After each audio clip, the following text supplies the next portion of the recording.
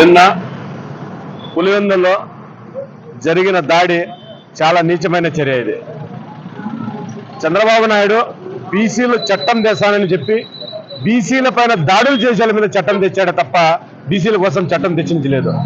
అయ్యా చంద్రబాబు నాయుడు గారు, నీకు బీసీలు నిన్ను నమ్మి ఓటేసిన పాపానికి ఈరోజు బీసీల మీదనే దాడులు జరుగుతున్నాయి. మీరు ఏ పొద్దు నుంచి 14 నెలల గవర్నమెంట్ 14 నెలల నుంచి కూడా కేవలం బీసీల మీదనే దాడులు జరుగుతున్నాయి, ఎస్సీ ఎస్టీల మీద దాడులు జరుగుతున్నాయి. చంద్రబాబు నాయుడు గారు మీరు ఏ రోజైనా మాట మీద నిలబడ్డారా? బీసీల కోసం ప్రత్యేక చట్టం తెస్తాను అని చెప్పిన పెద్ద మనిషి ఈరోజు బీసీలను దాడులు చేసిన వాళ్ళు, కొట్టిన వాళ్ళను, చంపిన వాళ్ళ మీద చట్టాలు చేస్తున్నారు. మీరు 2 తూర్లు దాడి జరిగింది, ముందు రోజు దాడి జరిగింది, అరెస్ట్ చేయలే వాళ్ళను. నిన్న అదే పనిగా ఎమ్మెల్సీ పరామర్శ ఏదో ఇంటికి మాట్లాడాలి పోతే ఆ ఇంటికి తడి పెట్రోల్ అయితే ఇనప రాడ్లు, కట్టెలు, రాళ్లతో తడి గొడ్డలతో దాడి చేయడం అంత అవసరమే వచ్చింది.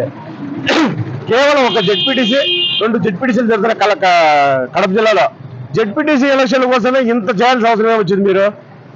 మీరు ప్రజలకు నిజంగా మేలు చేసి ఉంటే దేనికి భయపడుతున్నారు? మీరు ప్రజల్లోకి వెళ్ళండి. అయ్యా మీకు మీరు చేసినా మేలు చేసినా మీరు ఓటు వేయని అడగండి. ప్రజాబలం లేదు కాబట్టి మీకు ఈవీఎంలు ముఖ్యమంత్రి కాబట్టి ఈవీఎంలు నమ్ముకొని అవతు ముఖ్యమంత్రి అయినారు.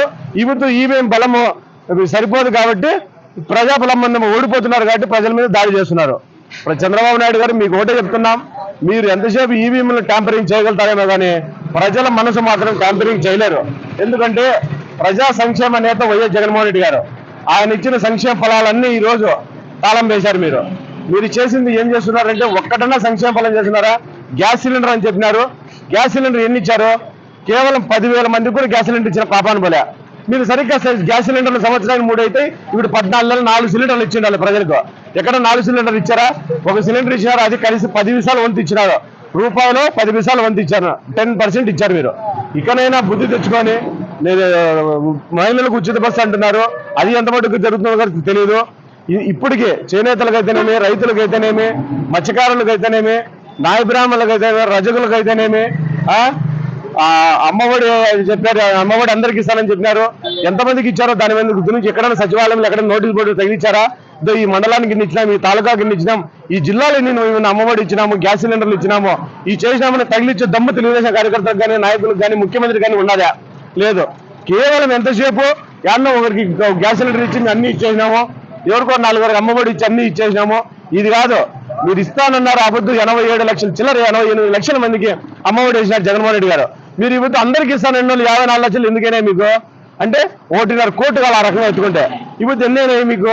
54 లక్షలేనే. అంటే మీరు ఎంత మటుకు ఇస్తున్నారు, ఎంత మటుకు ఇచ్చారో కూడా ప్రజలందరికీ కూడా తెలుసు.